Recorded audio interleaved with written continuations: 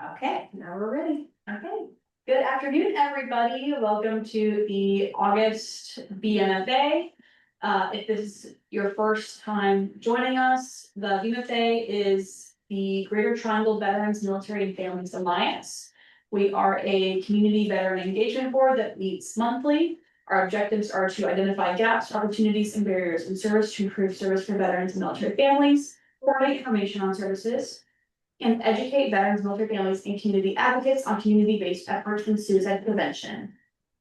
Today, we are continuing a new format that we started last month called Real Stories, Real Solutions, where we bring in a speaker to have a one-on-one conversation, and then we dive in with some of our local experts to relate real stories with actual services available within our area. So today we are focusing on advancing care and visibility for women veterans. Our guest speaker today is Ms. Kat Dugan. So we are going to spend 15 minutes talking with her and then go into our expert discussion. For our expert discussion today, we have Moral Injury Support Network for Servicewomen, Women Veteran Support Services, and the Women Veterans Interactive. Before we get into all that, we are going to go around the room and do introductions. So please state your name, your military affiliation, if you're representing an organization, and then Kat came up with a question today. It was, what do you do in the summer to cool off? Right? Yes. Okay. Awesome. So my name is Landry Young. I'm the Operation Connect Program Manager with the Joel Fund.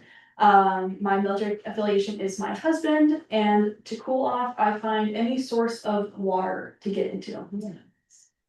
All right, we'll go this way and I'll come back. My family has served 250 years in our military, so I'm very grateful to have served in the Army. My favorite way to cool off is to go to the movies in the middle of the afternoon in the summertime. I love going to movies in the middle of the day. That's a good one. Okay. Hi, everyone. I'm Brooke Dickhart. I'm the Executive Director of the Joel Fund. My dad was in the Navy. That is my military affiliation. And my favorite way to cool off is I have like cooling seats in my car. But I love it. The best. I'm Jessica Stremo. I run Back in the Saddle, Equine Services for Heroes. Tons of military family members, friends, loved ones. We basically formed this organization to give back to those who have served. And I don't really get to cool off in the summertime unless I'm hosing my horse off and, happen to take a little shower with her. Otherwise, it's just sweating. Yeah. Mm-hmm. Dr. Dan Roberts, I represent the Moral Injury Support Network for Servicewomen Incorporated. I'm a retired Army soldier. And for me, cooling off is just getting a really comfortable t-shirt and a pair of shorts. I have this one t-shirt, it's very thin, it's very comfortable. I wear it all the time around the house, and it drives my daughter crazy. She's like, you don't have any more t-shirts you can wear, like my entire childhood you wear. Hey, it worked. Do me. It worked. I like it. Wear your own stuff. That's so funny. I'm Gabby Gonzalez. Good afternoon. I am Army veteran and former director for the Department of Commerce and Veterans Employment Services. I'm now retired. And the favorite thing to cool off is going to the pool. Hi everyone, I'm Emily. My military affiliation is my dad, he's in the Navy. I'm intern here at the Joel Fund this summer, and my favorite thing to cool off is trying different like Pepsi and Coca-Cola drinks, like the cream soda flavor and like the wild cherry. It's like, I don't know, I'm adventurous that way. So That's fun. That's fun. I like that. I'm Gina Schmesel. I'm an Army vet, I guess, and I just don't go outside. That is good for me. Katie Walsh, I am representing Walsh Lending and Homestead Heritage Mortgage. I'm looking to get involved with the Joel Fund to volunteer and sponsor. My brother is retired Air Force, and I recently I've switched from the pool to my pontoon boat, so no matter how hot, you just go faster. Nice. Introducing our friend of the boat.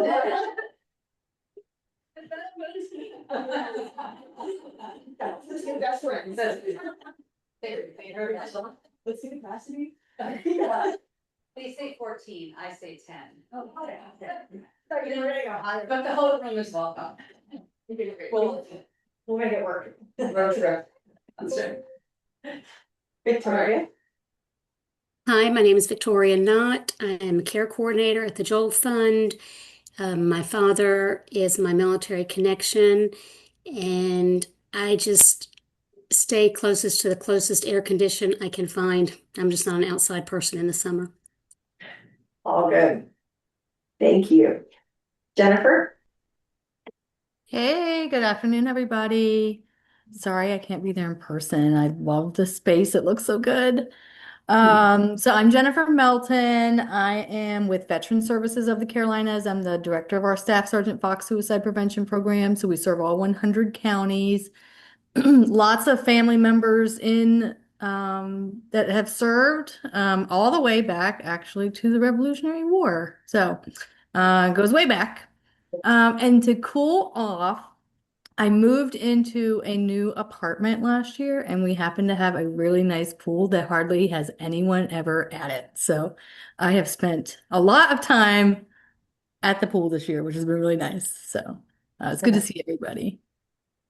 Thanks, Jennifer. Come visit. Julie? Hi, ladies and gentlemen. I'm Julie, Navy veteran, and for immediate relief, it's just grabbing ice water. Nice. Thank you. Ginger? Hi, happy to be here. My name is Ginger Miller. I'm a Navy veteran, president and CEO of the Women Veterans Interactive Foundation. And I think I'm a combo of everything that was said here today to stay cool in the summer, stay inside, air conditioner, cold drinks, and Italian ices. Nice.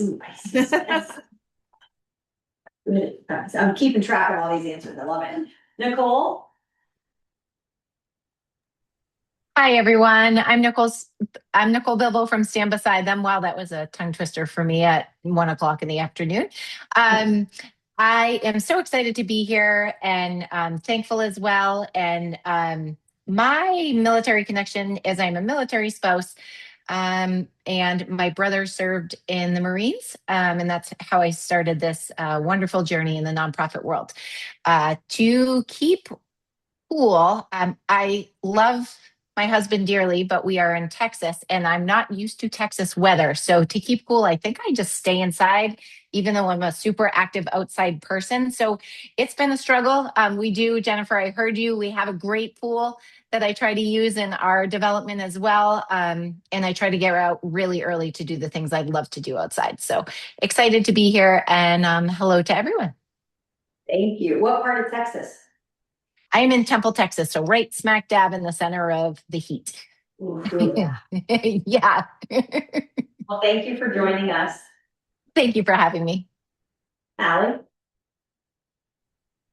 Hi, everyone. I'm Allie Anderson. I'm the Operation Vessel Program Manager here at the Joel Fund. I'm an Air Force brat turned Army spouse. My husband's currently deployed. And I am, like Victoria, I'm an indoor cat. I don't go outside in the summer. So Thank you. LaMonica? Hello and good afternoon, everyone. I'm LaMonica Coleman with Women Veteran Support Services. I'm an Air Force vet. We have a family that goes all the way back to the Buffalo Soldiers. My grandfather's birthday is February 14th, 1888. My dad was number 17 of 18 children. Of that, over 50 years of service in that family. And in my family here, we have 22 years of service. So proud to be of service. And with that, I like to stay in my basement, which is where I am now because it's cool down here. Awesome. Thank you. And then Amy put in the chat, she said she's not in a place right now where she can talk, but her husband is a Navy veteran. She's with Camp Corral, sending kids of ill, injured, and fallen service members to camp in the summer. And so this summer she's appreciated water balloon battles with the campers. Oh, I love that. That's so fun. Thanks, Amy. No, I'm gonna put you on the spot. This is what happened when you come late. Will you please introduce yourself? Good afternoon, everyone. My name is Kurt Barsh. I'm honored to be with you today. I'm a transplant from the good old state of New Jersey, exit 74. And I hear that Cary, the containment area for relocated Yankees, exit 0 ends in Cary from New Jersey. That's what I'm being told. So I'm looking for work. But in the meantime, I'm advancing the heck out of the Joel Fund, see what I can do. I'm a former Air Force major in the reserves, active duty through captain. And I'm here today to advocate for dental care for women, for back and somatic health for women, especially aviators or parachutists, as well as holistic health for an entrepreneur and mentoring from the Wendell Chamber of Commerce for their Launch Wendell program, which I'm honored to mentor. So honored to be with you all. Thank you. Thank you. Appreciate you being here. Alrighty, so that's everybody, and so now we're gonna jump in with Kat. Kat, if you want, just kind of lay the foundation. What made you want to join the military? Kind of give us a look into your military service, and maybe how your transition went. And I'm grateful to be here. I've been a strong supporter and have gotten the benefits of the Joel Fund. So I'm very honored to be here today. So I have a very different history of why I wanted to join the Army. When I was 5 years old, I heard this strange sound and I didn't know what it was. And then I heard, "Get down, get down, get down." And there were shots being fired through my living room window to kill my police officer father. And so my mother made it into our bedrooms. My sister, I don't know why, she did not wake up. But then she came over to me and I faked being asleep. And I could feel her wet tears on my face. And then I heard the woo.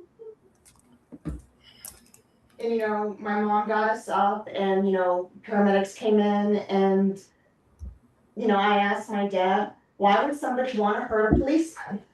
And he said, well, I put a bad man away. And I said, well, Daddy, who protects policemen and their families? And he said, well, that's the federal level. And I said, okay, Daddy, I'm going to do that. I want to protect people for a living. He said, Princess, you're 5 years old. And I said, no, Daddy, this is what I'm going to do. And I watched lots of war movies with him. He finally had to have me stop watching war movies with him. But I decided on the military at 15, the Army at 16, and I enlisted at 17. I was a quartermaster, which was supply back in the day, 76 Yankee. And once I got basic training, then AIT at Fort Jackson, South Carolina, I was then shipped off to Fort Bliss, Texas, which is in El Paso, and I was assigned to an air defense artillery unit. Now, at the time, it was supposed to be the 10th and final Patriot Battalion to be stood up. So I had the crazy experience of actually helping to stand up a military unit. Very unusual. Military units are typically already established. So we got what was called Continental United States Certified. Then I was on advanced party to Germany. We got NATO certified, and this little thing called Desert Storm happened. So I was direct support for that. And I had wanted a career. I was going to go green to gold. I didn't have money for college at the time. And I thought, well, I'll just go in, I'll go green to gold. And then, so the regular officers fought over me and the warrant officers fought over me.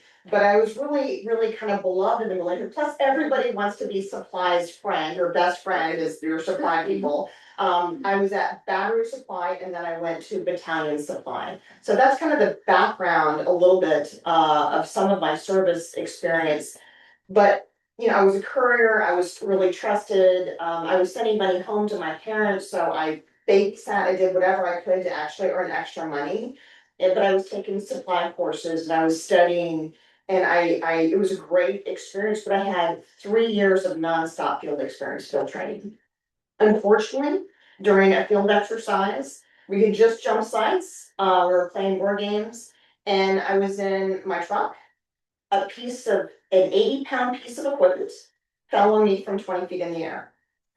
I fell twisted to the bed of my truck, tore all the cartilage in my rib cage, organ damage, cracked ribs, concussion, my head slammed to the head of the bed of my truck. So I had injury. I'm only 5'4". The equipment was 5 feet long, so it covered the span of my body. Was really lucky to be alive. The 80s and even the 90s were still not a popular time to be a woman in the military. So when they just pulled me off the truck and stretcher, the medics, and we finally got back into garrison and they took me to the hospital, the ER said, okay, we're gonna give you a pregnancy test. And I said, there's no way I'm pregnant. Black and blue, could not breathe, totally swollen. No, like, we're gonna give you a pregnancy test, send you and give you a 1-week PT profile. Because that training command didn't believe women should be in the military, and they thought all of us were shaman females. So that was an interesting experience. When I came home from leave, I went to my doctor and they said, were you in a car accident? And I said, no, I'll explain the story. And I was about to deploy advanced party with my unit. And got to the Air Force. We were assigned to the 36th Tactical Fighter Wing. It was one of 2 offensive units at the time. So we were there to defend the 36th Tactical Fighter Wing, and we got assigned to an Air Force base. And I went to the hospital, and this female major, after she examined me and we did all the tests, she said, we're gonna go talk in my office. And I said, yes, ma'am. And she said, I'm not an officer, and you're not enlisted. I just want to talk to you. There's only one of 2 ways you got these injuries. Either you were in a car accident, then you never got medical help, or you got a boyfriend that's beating you up, which is it. And that's well neither. And I explained this to her, and she's like, oh my gosh, I can't believe the Army would do this to you. And I'm going, well, what can be done? And they said, it's gonna be a long haul. And I said, I don't want to miss training. And they're like, we gotta jack you up with steroids then. We gotta jack you up with whatever we got. I said, I want a career. And I only missed 1 field training exercise my entire time in the Army. 1. And it was right after I was med boarded after Desert Storm. And so that was, it was heartbreaking. It was a career ending injury. I could not fight it. There was a drawdown then, and they're like, you gotta get out. These injuries are just too much. You've got organ damage, you've got cracked ribs, you've got some serious injuries. So that was my story in a nutshell, basically. Yeah, wow.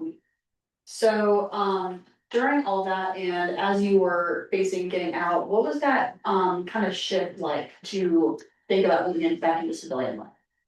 It was a culture shock. It was a culture shock getting in, because I thought everybody in the military served for the right reasons. Apparently, there were a lot of dirtbags that joined, or maybe they didn't choose jail, they chose the military, and I didn't know that even existed. So that was a culture shock getting in and then getting out. I was devastated. I was absolutely devastated because I wanted a career. I planned on serving 20 years and then becoming a school teacher, because then I would have a pension to be a school teacher. So it was hard. And when I got out in 91, they handed you your DD 214 and said, go have a nice life. There was no services. When I went to the VA for the first time, my dad, very distinguished looking gentleman, he looked like Sean Connery.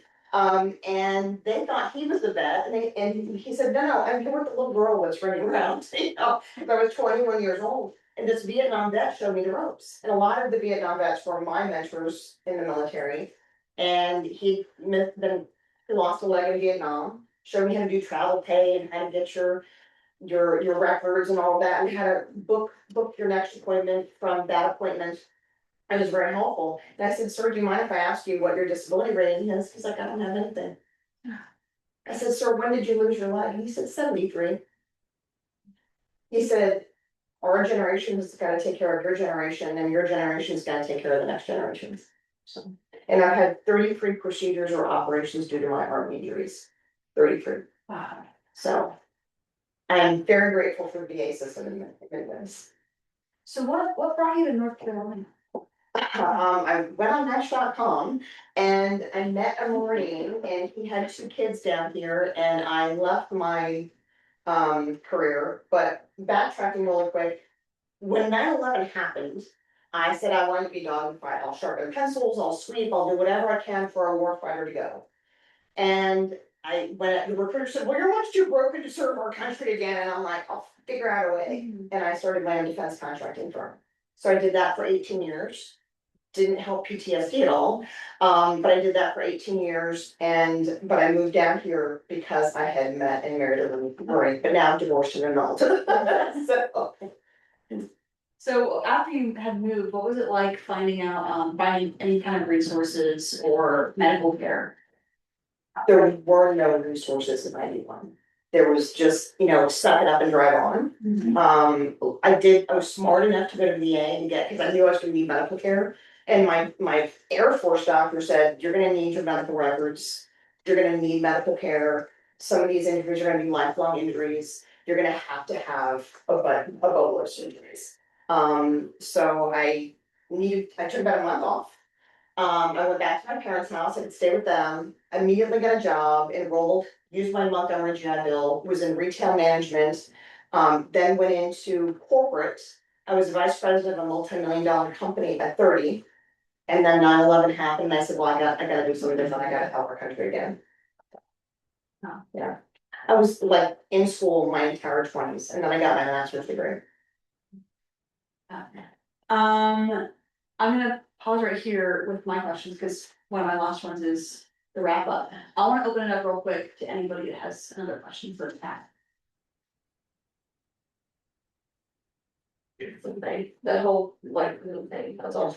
In an alternate reality, if there were great resources and we have all the wondrous AI, socio-technical systems, onboarding, how would your story have changed if you were reinforced with high-powered whole person healthcare across your narrative from the point of getting injured on that truck? What would be a vignette or story that could have been an alternate future positive sci-fi tale? Of course, nobody tells you that the majority of injuries and a boatload of deaths actually happen in training. So, a lot of us would maybe not have gone in if you'd known how much damage would be to your body. You were beaten up. And whether you are in the military or a first responder in any other kind of trauma in your life, you may have felt physically, emotionally, spiritually, or even your soul be pierced by injuries. But when we are proactive, and I was very proactive, I'm like, okay, I'm gonna have some mountains that I'm gonna have to be a steady climb up. So I was proactive, but there are still units today that hand out the DD-214s and go, have a nice life. So not every unit, so we have to be proactive, we have to have the community conversations. And whether your body was beaten up just from regular training, or there was physical injury, moral injury, psychological injury, anything on the spectrum, they are part of our story, but they don't define who we are. But they make us a better human being to be more compassionate, more merciful, and more giving. So hopefully that answers. It resonates with me, just for you in the audience. There is a Western or US and Allied core philosophy of you train like you fight, but you actually put any military personnel in exceptionally high threat type of environment, so you exceed what you will see out in the world. So you train and train and train well beyond probably that little sphere of what you're actually gonna do. And hence to your point, why it is literally so dangerous in training. I'm in the aviation community. So if you hear of air-to-air collisions, if you hear of pilots ejecting, that's kind of normal because you train like hell to be like. So I hope that helps you understand. If you see somebody in the VA, I got beat up in training. Wow, that's probably most likely where most people get injured. Just so you're aware. Yeah. I did it as SEER instructor and. Wow, yeah. So There you if you go. don't know what SEER instructor is, they train you to survive behind enemy lines. Mm. And the stories he had, oh my goodness, yes. Yeah, Quite wow. fascinating, Yeah, and there's actually a lot of good to that, so you can maintain your resiliency and strength under extremely difficult circumstances, come home and continue to fight. So that's great stuff, thank you. Yeah. Ginger has a question. Yes, thank you so much for your service and sacrifice. Incredible story, strength, resilience, all of that great stuff. The question I have, and I don't know if you touched on it, when you were in the Army and you got those injuries, do you feel that they treated you less than because you were a woman? Absolutely. And I give a lot of talks about that. Usually 2 talks a year. Yeah, and a lot of career military don't see the value of women being in the service, even still to this day. And when you've got any warfighter that's downrange, there's typically at least 5 people of support services. Oftentimes those support people in the military or in first responding situations are women. You know, yes, there've been traditional roles of nurses or S1, but we have a profound role in the military. And I got all sorts of issues that people said, just horrific things that should never be said to another human being simply because I was a woman. And then of course, and I don't mean to trigger anybody here, but I had the misfortune or the commonality of having to fight off a lot of soldiers. And I became a very dirty fighter. And I was just talking to a friend of mine over the weekend, and they're like, just how good of a fighter are you? And we were comparing fight stories, and he's like, holy crap, you know? So yeah, and it was disturbing to see how women were treated in the military. And in my battalion, at the highest, we only had about 18 women in the battalion. That's not a lot of women in a battalion of men. But it's terrible how women have been treated and even in many cases still are treated poorly. Thank you for that. And I guess I was just shocked that, I mean, you could have been killed with this metal or whatever, like covering your body. And the only thing they was concerned about was if you were pregnant. And I feel that if you were pregnant, you probably wasn't going to be at that time when you got like almost killed. So yeah, thank you. Yeah. Yeah, great question. Yeah. So that kind of, I know we're about 15 minutes, but I just kind of wanna kind of bring it back to the present and ask what is going well in the triangle right now for women veterans and what gaps are you still seeing? Yeah. Well, first off, I'm thrilled to bits to see Miss Ginger. We met a long time ago with Candy Sugarman, and LaMonica Coleman are on the phone, and I've got my dear friend Julie is on the phone. But there are resources. We, in this state particularly, in North Carolina, we have a North Carolina Military Veteran Department, which is great. There is a electronic resource. It's a couple years old, but it's an outstanding resource. We have, if you, man or woman, there are these things called vet centers. I'm a huge believer in therapy. I've had my same therapist for 12 years.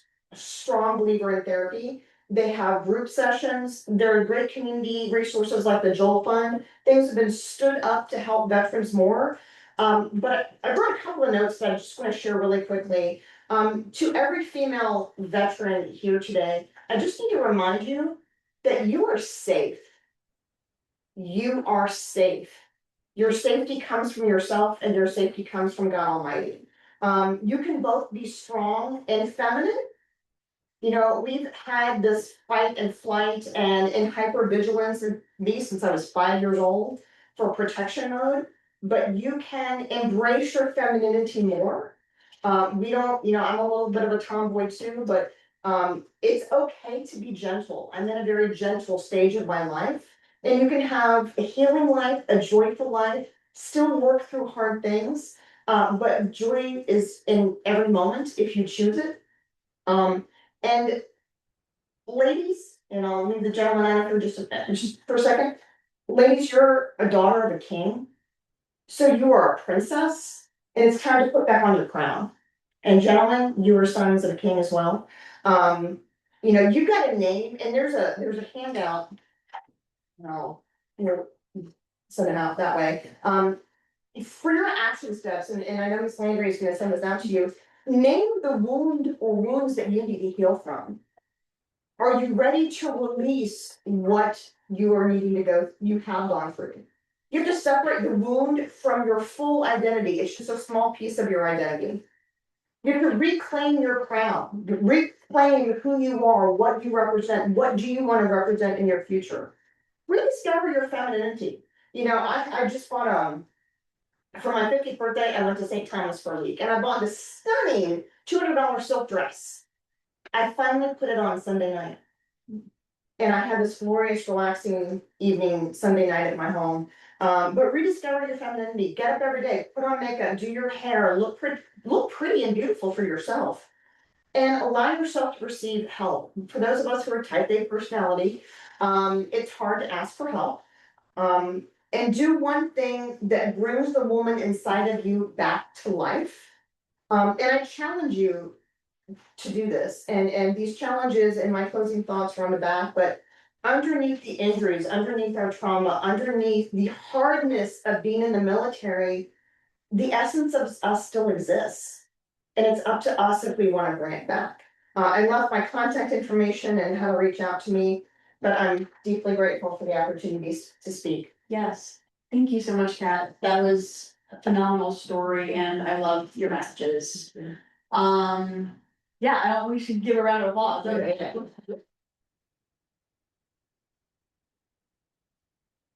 So now we're going to loop in the representatives of our expert organizations today. I'll give you each 1 to 2 minutes to kind of describe what you the services that you provide with your respective organizations. So Dr. Roberts, I'll start with you. Great, thank you. So Moral Injury Support Network for Servicewomen, we're founded on the concept that moral injury is not an individual failing of a woman or an individual problem. It's the result of systemic devaluation, abuse, and your story is a great example. I hear them all the time. I mean, just the women, just like over and over, it's so common. And you think, well, 80s and 90s. No, a lot of them I'm talking to are just left the military yesterday. You know what I mean? So what we do is our purpose is to help heal moral injury, but also elevate military women to the place of leadership, prominence. We believe the world would be a better place if a lot more women were leading. So we make an effort to heal moral injury in women veterans through counseling, through education, that kind of thing, directed to women veterans. But we're also in that advocacy space, policymakers, talking to support providers, advocating and consulting with the institutions that could help shape the military and organization to better understand what the strengths that women have and bear and start eliminating, these cultures that are destroying. Thank you. Let's go over to Ginger. Okay, thank you. At the Women Veterans Interactive Foundation, our mission is to connect, engage, and empower women veterans with the tools and resources needed to achieve post-military success. And we do that through financial assistance, workforce development, and building community. This year, WVI is 15 years old. It's been an uphill battle to try to support women veterans because, as our speaker said, the country we serve just have a roundabout way of supporting women veterans. So we focus initially on outreach and engagement. And through outreach and engagement and staying right there on that path, we have supported over 12,000 women veterans. We have amazing programs. Operation Safety Net is our most popular program where we could pay first month rent, security deposit, stop evictions, support women veterans with utility shutoffs and food insecurities. One of the things we're also seeing right now, if a woman veteran is having issues with her rent, car payment, or anything else, she's also dealing with food insecurities. What I love about WVI and the whole community aspect is that we have over 2,000 members right now, 4 chapters and more on the way. One of our chapters is right there in North Carolina, in Fayetteville, North Carolina. And the chapters are really social service arms of WVI National. So if there's a woman veteran within a certain realm of the Fayetteville area, sometimes we have to stretch it. I have to bend their arm to stretch the rules a little bit. But if a woman veteran is in trouble in North Carolina or in any other place where we have the chapters, they can be supported right there at the local level. And that to me is what is amazing about building the communities and really focusing on outreach and engagement. And the programs that we have at WVI's Operation Safety Net, we have an annual conference, WVI NatCon, that's going on 13 years old right now. We have a Pink and White Summit that's held in Atlanta, Georgia, every year in the month of March that focuses on health, wellness, and entrepreneurship. We just launched our WVET program, Women Veterans Entrepreneurship Collective. And I feel like I'm missing something. We also have a transition program. But at the heart of everything that we do, is the women veteran. And this year, we had a State of Women Veterans symposium at Amazon H2Q, where we brought in corporations and foundations that focus on women veterans, knowing that we need to build an ecosystem for women veterans to thrive in the civilian sector. Because a lot of times we feel that the VA is it. The VA is a part of our ecosystem, but they're not our ecosystem. So that's what we're doing at WVI, focusing on outreach and engagement, making sure that every woman veteran that has worn the uniform starts off at the finish line, regardless to where she is in her transition journey. Thank you. Thank you. Thank you. And LaMonica. Hi, I'm LaMonica Coleman with Women Veteran Support Service. I serve as the community liaison for the organization. We currently have a safe at home rapid rehousing program as we work with veterans and active duty members who are fleeing domestic violence. We've been here in North Carolina for 18, this is year 18. Um, and I've been the community liaison since day one, since before we began.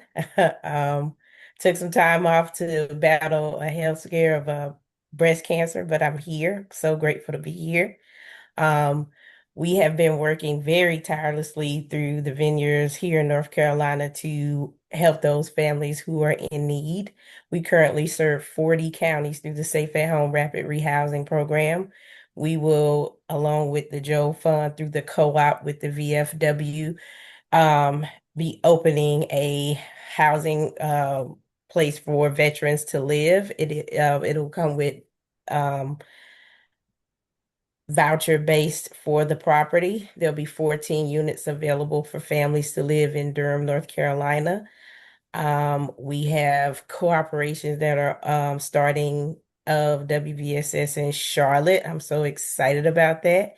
And just excited about the move that we're making as an organization to assist veterans, male veterans who are fleeing with children, as well as women veterans throughout the state, because domestic violence is a community problem. It doesn't stop with just any old person. It goes all the way up the ranks. It affects everyone, all the way down to the children. We also see that domestic violence can follow a family to where you have a son who is a victim who is now either the abuser or being abused. So, unfortunately, we're here. We're going to remain here in the community doing what we do, and we appreciate being here. Thank you guys so much for allowing us to be here. And I'm so grateful for meeting Brooke and the Joe Fund. I'm so excited. Can't wait to come physically visit inside. Have been driving by, but we will get there. Yeah, we'll get you here soon. Thanks, LaMonica. So to any of our experts in the room, I just want to kind of open up to you. Did anything from Kat's story or experiences reflect similar things that you have seen in your work? But like I mentioned, I get that story all the time. And when I first started this work, people ask, how did a man get into supporting women veterans? So, short story, I was getting my dissertation and I focused my dissertation on chaplain support to wounded military women, right? And I began to see like some real disparities there right away. And then I found out about moral injury and I realized that there's not any real research on moral injury in women. So I began a research project. We ended up interviewing 50 women veterans. The very first story I heard was a woman said, I joined the military police right after basic training. I got to my first unit, I happened to be pregnant, and they forced me to get an abortion. And so I heard that story. My first reaction was, oh my God, which is not something a professional researcher should say. But it was like, I had no idea I was going to hear those kind of stories. None. I expected something totally different. Because at that time, moral injury was really framed around the experience of men in combat. Right. And I knew there was more to it, but that's not what I expected. Because I was male, white, master sergeant at the time. I was part of the dominant group. that had compassion for the minority group, but no real understanding or awareness of what women actually went through. Except a little bit of it in my dissertation, I got enough of it to really motivate me to do more. So that was the beginning, and then from then on, I basically heard 45 out of the 50 stories having something to do with that kind of experience, evaluation, mis diagnosis, all that kind of stuff. And so what I started to do is try to educate chaplains, psychologists, social workers about it. And I just ended up with tons of like, I don't believe that, because it's mostly men, and they're just like, that's not true. And I ran into it all the time. So the real challenge is, and I think within Women Veterans Circle, it's just kind of in many ways, kind of a closed community, because you guys don't feel safe outside of your own community a lot. So you tend to like, what I mean? It was hard to say I'm an ally and get people to begin to trust me. But what I realized that we often have women veterans are talking to each other and helping each other.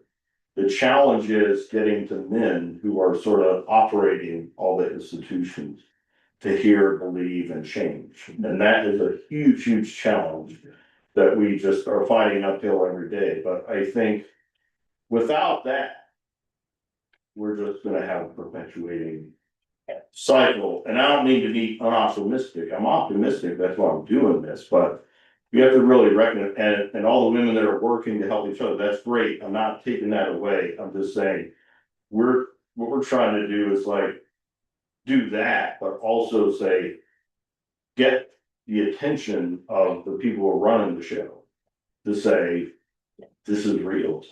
I actually want to piggyback off of that, because there's different categories of moral injuries. Sure. Very, very different categories of moral injuries. But from the sexual assault standpoint, we know that 2/3 of women report, 20% of men are now reporting. And the challenge with this is because a lot of people ask me, why is this so prevalent? And this is my basic explanation of this. When you flip the kill switch on and make us all killers, you're also flipping other switches on of psychopaths. And so there are some people that are, really well respected, and they're great soldiers over here, but they think they can get away with some stuff over here. And no, they can't get away with some stuff over here, but largely they do. But there's a lot of different categories of moral injuries, even not being treated right and getting the medical assistance and being saying horrific things. I've seen commanders and both NCOs and officers demand people to lie on reports, and then they go after them and they destroy their careers. I'm the dead mother of my Army unit. We have a private Facebook group, and I've been helping veterans for 35 years. As soon as I got out, the Vietnam veteran that helped me show me the ropes, I've been helping other people, been helping with disability claims for 15 years, and also been working veteran suicide prevention forever since I got out, and even when I was in. And so there's a huge need. If you were in this space helping any veteran of any caliber, there's a lot more work that needs to be done. Burke and I were talking that there was a story recently in Franklin County that a veteran murder suicide, and we need to reach more people. We need to have the community conversations because people are hurting. I'm asked to go out every December to a YMCA and to try to give a lifting up kind of story and let people know the warning signs of suicide at Christmas time. I do it every December. So we must continue to have the conversations and have the difficult conversations and invite people to the table. So I thank all of you for working and volunteering in spaces to help veterans, because it's desperately needed still to this day. LaMonica said she would like to go next. She Oh, yeah. got her hand raised. She said, Oh, sorry. "You're fine. I didn't see it. No, Sorry. I was waiting for you to finish. You're good." No, you're fine. You're fine. I only wanted to say from my own experience, once I was leaving the Air Force, and I tell it as a funny story, but it's actually a very sad story. Um, when it was time for me to ECS get out, for the last 8 months of my service, I was going back and forth to Scott Air Force Base because I was dealing with some issues with my hearing. Um, and as it stands today, I lose my hearing at least 3 to 4 times. The longest is probably an hour and a half each day.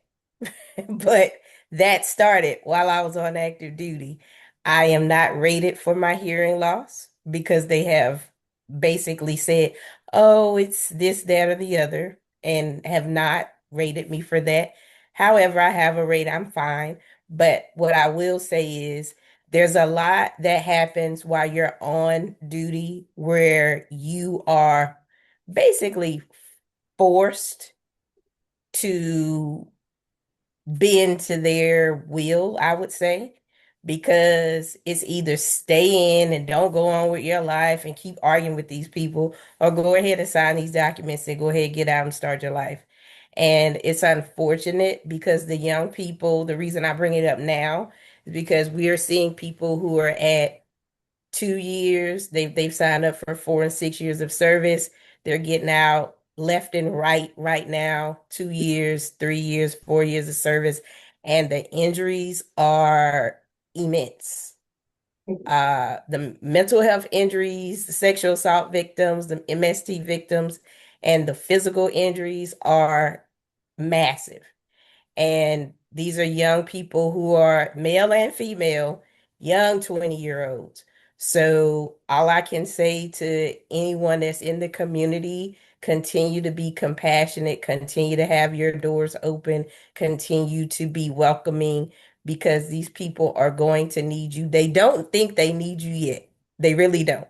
They feel like, oh, I got 40%, I got 50%, I'll be fine, I can go to work, until when they go to work and they find someone that may sound like that person that was their abuser, or they may smell something that reminds them of their service. Um, that's when they will need you. So be present. Beautiful said. Thank you, LaMonica.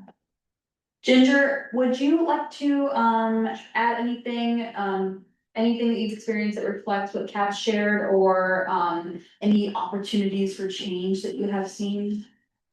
I want to reflect on what the gentleman was saying as far as allies are concerned. Like, that is a big issue. Having the allies in the women veterans community and trust is a big issue. So it kind of piggybacked on what LaMonica was saying also. We have to be here and we have to be present. Women veterans, we are attracted to who we are.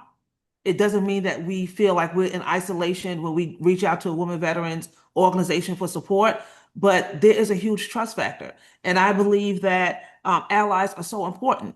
And I want to praise that gentleman for what he said, because so many times men feel that women veterans don't need their own nonprofits. Women veterans don't need their own programs. Other times, folks want to regulate a national organization like WVI to just a program. You can't do that. Like, for those of us that are in service, and I love what LaMonica said, we've got to stand, we have to stand strong, and we have to be present, because there is a huge need in the women veterans community. Of course, there's always going to be a gap in funding for women veteran organizations, because it goes back to what everybody has said here today. There's a trust factor. People don't feel that women veterans need their own nonprofit. Women veterans, we've been treated different in the military, and we're still being treated differently now. One of the things we're working on here at WVI is to fill that gap when it comes to healthcare. You have a lot of women veterans that, because of stories that they've heard, they don't want to go to the VA for healthcare. So what are the other options? How can we be proactive when it comes to healthcare for women veterans? So that's one of our major pillars that we're working on. And we're working with a lot of healthcare companies to support women veterans in that aspect. So for me personally, at WVI, when everybody was going left, we went right. If everybody went right, we went left, because we hear time and time again that women veterans have their own unique issues. Well, then it's up to us to build these unique solutions.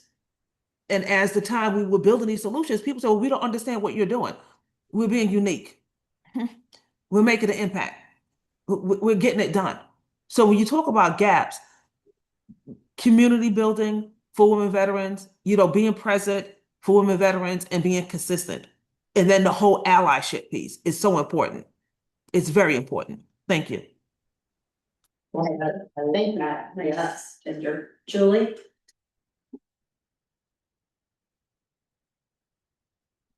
Sorry, trying to unmute that. Uh, I wanted to share something that I didn't know that there was a difference, and maybe it'll help add to more of the education awareness for women veterans. And thanks to my dear friend Kat, she encouraged me to reach out to the Raleigh Vet Center. So since January, I've been going twice a month to a women's support group. And our group lead this past week, she made it known that when you're DOD and while serving, military sexual trauma, MST, is more assault centric focus. And then the VA actually has a more broad perspective, because I have met with 4 different VSOs over the last 10 years. And because I did reserves and then retired from the Navy reserves, but it's different with the VA. The VA looks at, people that gave you those weird looks, they whistled, they made bad comments. That is MST, just like someone being physically assaulted or sexually assaulted. And in our women's support group, we have veterans in their 70s down to ladies in their young 20s. They're serving in the National Guard, here locally. And I'm just shocked at MST is still happening and causing PTSD. And it just breaks my heart that these young veterans, I it's just that scope awareness piece that the VA really can help us more. Thanks for sharing that. You're welcome. Would any of our speakers like to add on to what Julie said? Yeah, I would. It reminds me of a lot of people say, women say, I think things are improving, but they're still blah, blah, blah. And I remember I was having a conversation with my daughter. She's 17. My son is 21. He's a Marine. 20. He's a Marine. Uber, like infantry, super Marine. I mean, he's exactly what you expect a young Marine infantryman to be, right? And we've had a lot of conversations about women and different things, and there's some of it sort of like, I think he's good, but he could improve on some of the views of it. My daughter said, I think we were talking about like some of the stuff he says, and she's like, I don't think things are improving, but they're still, and I said, we want to think they're improving, but you really, when you go on the other side with the men, you go totally the same. No, totally the same. And so I hear that a lot from women of, I think things are improving, but they still need to change. And after 5, 6 years of doing this, I go, I don't think they are improving at all. And so we're sort of shifting our effort partly to the idea of how do we help women survive in these environments so they don't lose their career. We can't yet remove the culture, but I'm really saddened by how many women have a 2, 3, 4 year career. Somebody mentioned it, and they want to have a 20-year career. And a lot of it is they're exiting themselves. Sometimes they're forced out like you were, but like my friend Jamie Peer, she finally ended a 20-year career because her nervous system couldn't handle it anymore. 20 years of harassment, all this stuff she went through. And it's like, part of it is, I think, how can women drive on despite the shit they have to deal with being in? How can they look for, how can they mentally keep going? And, it's a challenge. I think it's possible, But I think it's kind of like when you join the infantry, you expect to be wounded. Nobody goes to war really and expects not to ever get hurt. Not if you're infantry combat arms, you expect probably gonna get shot. My buddies are something. It's part of the game. It's part of the, it's just you accept it. But you focus on, we're gonna kick their butt, we're gonna win, you focus on training, right? So I'm wondering, it's something we're sort of wrestling with, writing about, trying to figure out. Is there a way for women to say, hey, I'm gonna go in this field, I'm gonna get hurt, but I'm gonna focus on winning, for me personally, surviving and retiring with honor. You know what I mean? Well, so for 30 years, my friends have asked me to speak to their kids if they want to go in the military. And for women, particularly, and for men too, I say you need to have an eyes wide open approach to going to the military. And particularly when I was DOD and I was still working with military in different branches, particularly women, I said, you better know how to fight. You better know how to fight and you better know how to throw down. So luckily I knew how to fight a little bit going in. Then I was in martial arts. I was in a hard Japanese style called Aikido. And we even trained with weapons. I've talked to so many women, and even a really, really dear friend of mine, she spent 10 years in the Army, stellar career. She said it was her last rape in the military. She's like, I can't take it anymore. I can't take it anymore. And the stories that I've heard from both men and women, there's a subculture of this. There's a subculture of horrible bureaucracy, of power, pay for play, of abuse, of control. And it's pervasive, and people, both men and women, have to have their eyes wide open. And there are still recruiters that lie to people to get them in. Now, we've made all of our recruiting goals, and I'm not gonna get political, but we've made all of our recruiting goals, and there are a lot of safeguards for both women and for men and for minorities who have currently been stripped away right now, and they need to be brought back.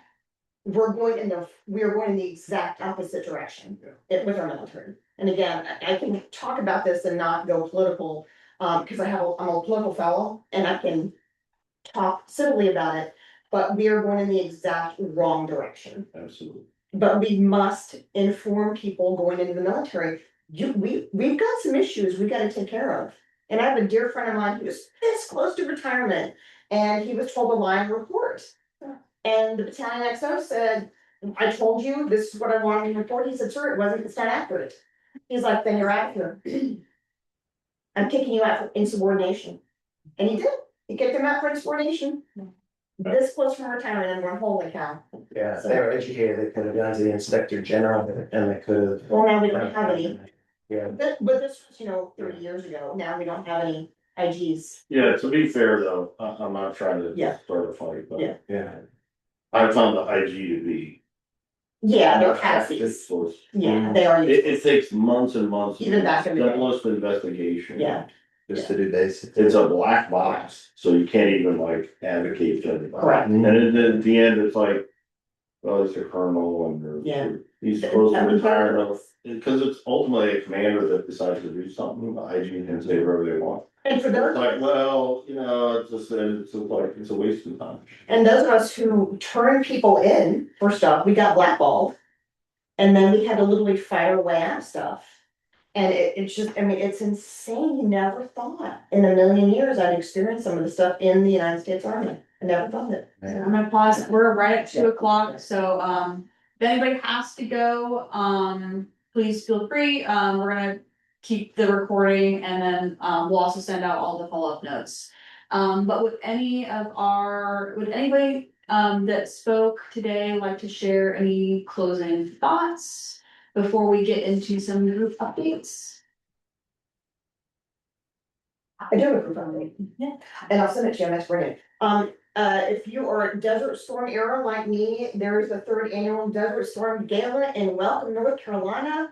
The last Saturday of the month. I can get that information to you, and Jesse puts it on, and it's a great event. And we also honor the 13 that were lost at Abbey Gate in 2021.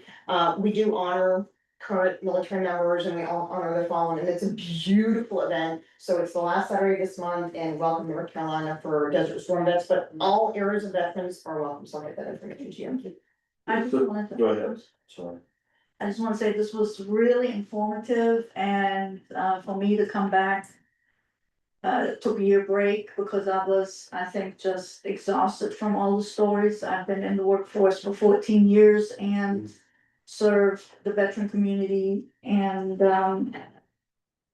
I've had experiences with women veterans in specific that the first step was for them to acknowledge even that they are a veteran.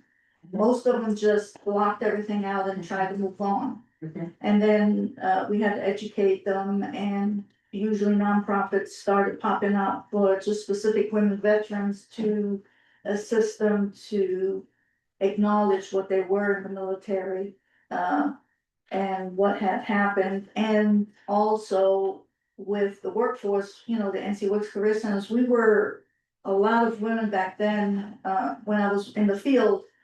And so they would come in and specifically ask for a woman representative, just to be more open. And that sadly has subsided in somewhat due to, funding and stuff, but that was, I think, a very important piece. They felt more comfortable opening up. You have to establish a rapport. And, but that was the first, because I was one of them, when I got out, I just went to an back then, unemployment office. And the first time somebody asked me, are you a veteran? I said, no, because I'm thinking combat. Yeah. Women don't self-identify. We don't self-identify. No, that doesn't matter. And from that point on, it kind of triggered everything else and got it rolling, me going into this field to assist military communities, especially the veterans that are coming out, transitioning from 2-year service to 20-year service. And I tell you what, it is challenging, So I just wanted to say this was great exposure to hearing all these different stories, because I was like, ding, ding, all the lights went on, like, wow, yeah, I never thought of this, But I hope we continue this and have more resources. Yeah, thank you. Yeah. We do provide free counseling to one veterans. Oh, that's great. That's good. Yeah, I'll include links to everybody's websites to Lamont. Hi, everybody. Just would like to say shout out to the Vet Center. Yes, we love the Vet Centers. We refer clients, we refer folks to the Vet Center. Please, keep I'm just gonna make sure we keep everyone here in prayer. The work that we do here is so integral to the communities that we serve, that we work in, at the vineyards that we are. So just want to make sure we keep everyone in prayer. And also to say that WVSS's annual luncheon is October 1st. Once you hit the link to the website, you'll see the flyer there. We want to see everybody in the house. Can't wait to see you guys. And thanks so much for inviting us here. Thanks, Landry. Thanks, Brooke. Okay, are there any other updates from the group? Any free events or recent resources that you've learned about that you want to share?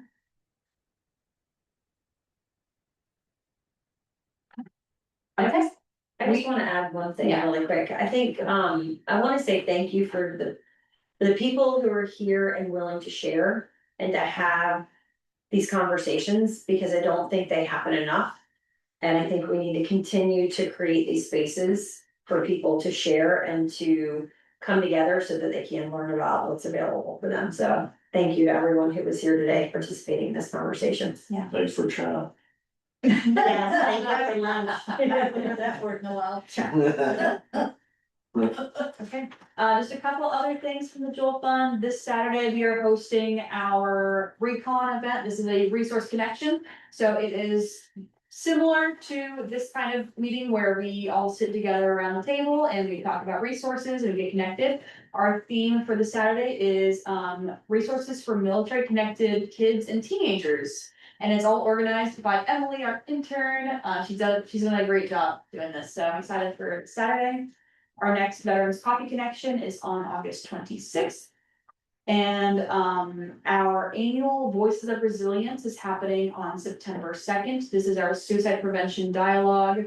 Also very discussion heavy. So we'll have groups of 8 people. We'll have lunch, some discussions, some guest speakers.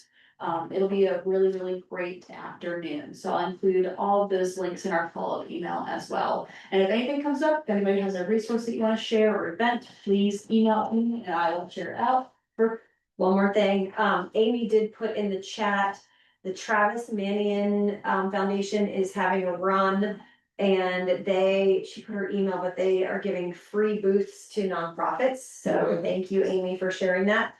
And also the Joel Fund is hiring. We, as LaMonica mentioned, will be partnering to do the Durham Co-op, the veteran co-op in Durham, and we're hiring a site manager. So check out our LinkedIn page, the job posting is there, so. And just add one more thing, please continue to do buddy checks for your veteran friends, and there's something called vettix.org. I always encourage people to get out of the house and go do fun things and really enjoy themselves and have a spirit of joy and hope, because without joy and hope, people have more problems. So vettix.org is great. You can just put in your state and it'll come up with all sorts of cool things to do. I love that. Yeah. All right, thank you everybody for joining us. Thank you to our amazing speakers and Pat for sharing with us. This was a really great meeting. If you want to share this meeting or resources with anybody that you know, I'll include the link to the recording and our meeting notes as well. But I hope everybody has a great rest of your week. Thank you.